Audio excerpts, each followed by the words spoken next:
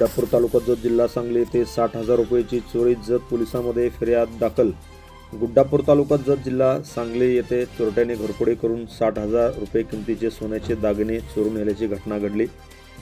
दिनांक 9 जुलै रोजी रात्री कुटुंबीय जेवण करून झोपले होते। 10 जुलै रोजी पहाटे सुमारे 2:30 वाजण्याच्या सुमारात मारुती सरजे हे लघवीसाठी उठले। त्यावेळी घरातील दुसऱ्या खोलीतील लोखंडी कपाटाचा दरवाजा उघडा असल्याचे त्यांना दिसून आले। त्यानंतर त्यांची पत्नी कुसुम यांना उठवून कपाटाची पाहणी केली असता त्यामध्ये ठेवलेले सुमारे 5 ग्रॅम वजनाचे सोन्याच्या कानातील टॉप किंमत 20,000 रुपये, तसेच 10 ग्रॅम वजनाचे सोन्याचे पदक व मण्याचे गंठण 40,000 रुपये असा एकूण 60,000 रुपयाचा ऐवज चोरीस गेल्याचे त्यांच्या निदर्शनास आले।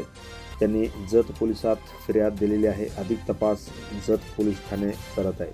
Press the bell icon on the YouTube and never miss another update.